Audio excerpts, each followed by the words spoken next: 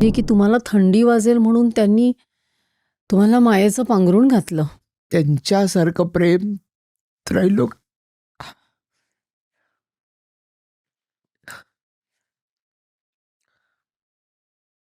त्रैलोक्यात कोणीच करू शकत नाही. याची पूर्ण खात्री आहे. काका ते तुम्ही जेव्हा गिरनार पर्वत चढता तेव्हा तुमच्या बरोबरीने असे वेगळ्याच रूपात कधी दत्तगुरू आलेत का आणि तुम्ही ओळखलं नाहीये त्यांना? बरोबर आहे. हा सुद्धा अहंकारच आहे ना. बऱ्याच जेव्हा तुम्हाला वारंवार असं दर्शन घडतात, चमत्कार घडतात, तर आपल्याला वाटतं आपण महाराजांना केव्हाही कसंही ओळखू शकतो. तसं नाही आहे ते. असाच अनुभव मला आला होता. मी सोमनाथहून निघालो होतो. मे महिन्यातले दिवस होते आणि भर दुपारच्या उन्हामध्ये मी गिरनार पर्वत, भरतवन, सीतावन, हनुमानदारा या मार्गाने चढत होतो. चढता चढता एके ठिकाणी मी थांबलो आहे. उन्हामुळे कातळ तापलेलं आहे. एका पाषाणावर बसलो आहे आणि पिण्यासाठी तहान लागली म्हणून बाटली काढली आणि माझं लक्ष गेलं बाजूच्या विशालकाय कातळावर. तिकडे एक अत्यंत किळसवाणा आणि विद्रूप वेडा बसलेला होता. एवढा किळसवाणा होता की त्याच्याकडे पाण्याची सुद्धा शिसारी वाटावी. म्हणजे केसाच्या जटा धुळीने माखलेल्या, अंगावरचे फाटके कपडे, त्याचा रंग ओळखता येणार नाही अशी मातीची पुटाच्या पुटा, अंगावरही सगळे धूळ आणि हसला की काळे पिवळे दात दिसायचे, हातापायशी वाढलेली नखं, तोंडातून लाळ गळते, नाकातून पाणी गळते, असं ते विद्रूप रूप पाहून मला ते शिसारी आली. मी झोळी खांद्याला अडकवली, उठून उभा राहिलो. म्हटलं जाऊया केळसवाण्या प्राण्यापासून दूर.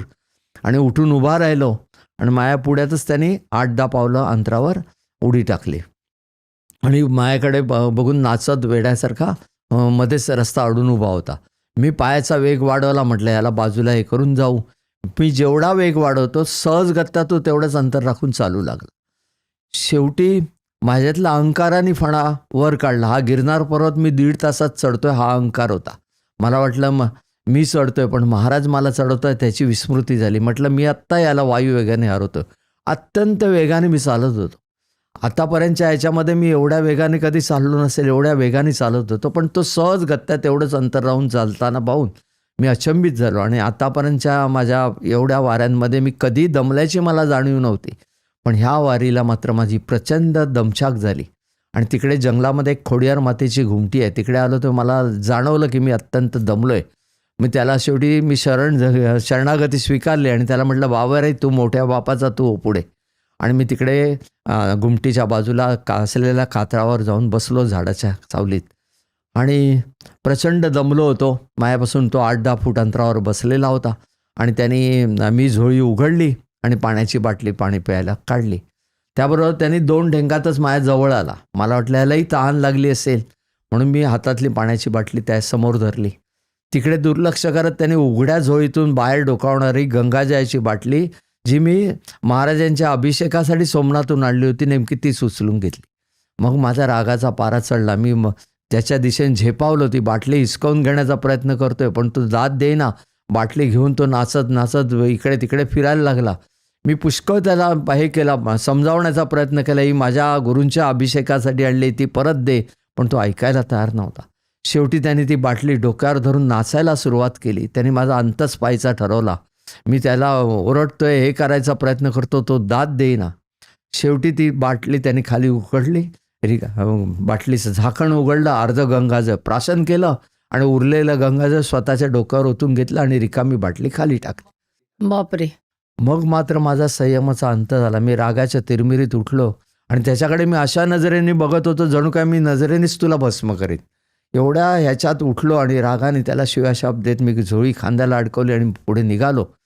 आणि जसा मी 8-10 पावलं पुढे गेलो, माझ्या पाठीमागे चिरपरिचित सुगंधाच्या लहरी आहेत, ज्या महाराजांच्या अस्तित्वाची ग्वाही देत होत्या. मग मी कोणालाच शिव्याशाप दिले, कळत न कळत मी माझ्या गुरु दत्तात्र्यांना शिव्याशाप दिले. मी सगळं पठार शोधून पाहिलं, कोणाचा मागमूस नव्हता. पण रिकामी पडलेली गंगाजळाची बाटली आणि आजूबाजूला पसरलेला सुगंध ही महाराजांच्या अस्तित्वाची ग्वाही देत तिथे थांबली होती.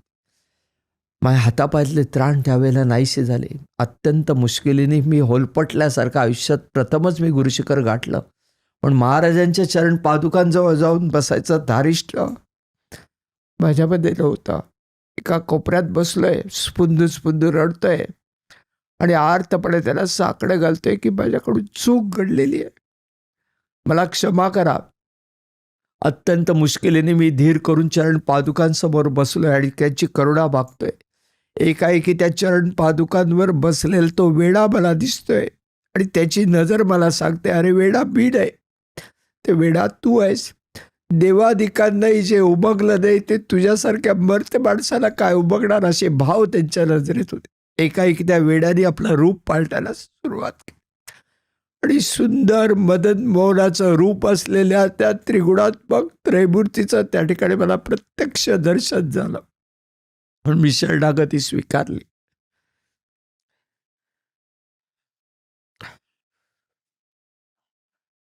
मग प्रत्येक गिरनार पर्वत चढणाऱ्याला हां, गुरु महाराजांची अनुभूती येते का? त्या प्रेमाची, त्या कृपेची, त्या आशीर्वादाची येते का अनुभूती? डिपेंड्स ऑन तुम्ही कोणत्या भावनेने तिकडे जाताय. दिखाऊपणाला तिकडे स्थान नाही.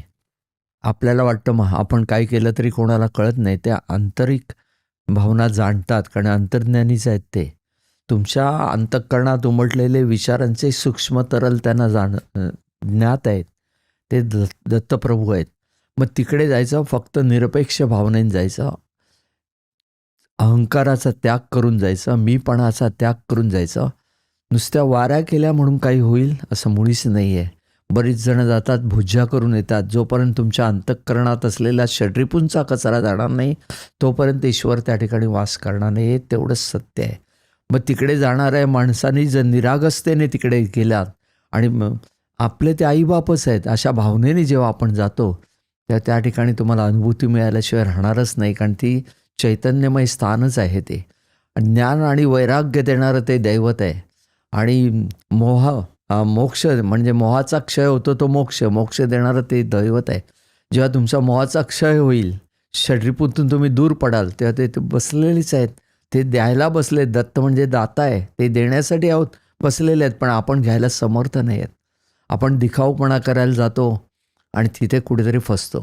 तिकडे दिखाऊपणाला स्थान नाही. फक्त शरणागती स्वीकारायची आणि निरपेक्ष परम पवित्र असा तो शुद्ध भाव त्यांच्या चरणापाशी अर्पण करायचा. आपण त्यांना सोन्याची सिंहासनं द्या किंवा हिरे माणक्या द्या, जड जवायर द्या किंवा आणखीन काही वस्तू द्या, त्यांना कशाचंही अप्रूप नाही. तुम्ही त्यांना काय देणार? श्रीपाद म्हणतो त्यांना. श्री ज्यांच्या पायाशी आहे ते श्रीपाद. त्रैलोक्यनाथ आहेत, त्यांना आपण काही देऊ शकत नाही. पण बरीच जण मतामध्ये झोळी घेऊन का फिरतात? त्यांच्या झोळीमध्ये विश्व त्रैलोक्य समावलेलं आहे. असा त्रैलोक्यनाथ झोळी घेऊन का फिरतोय? का? तर त्या अहंकाराचा त्याग करायला शिकवतात ते आपल्याला. तिथे झोळी घेऊन फिरताना आपल्या अहंकाराचा त्याग होतो, नाहीसा होतो. म्हणून आता मला प्रत्येक कार्य महाराजांनी जे सांगितलेलं आहे ते भिक्षेची झोळी घेऊन आतापर्यंत गिरनारवर 955 ह्या माझ्या प्रवचनं झालेली आहेत आणि प्रवचनातून झोळी फिरवतो. कुठलीही सक्ती नाही. ऐच्छिक दान एखाद्याने 1 रुपया दिला तरी आम्ही बघत नाही आहे आणि 1000 रुपये किंवा लाख रुपये दिले तरी आम्हाला काही फरक पडत नाही. जे देतील त्याच्यातून ते शिवदत्त मंदिराची उभारणी झाली.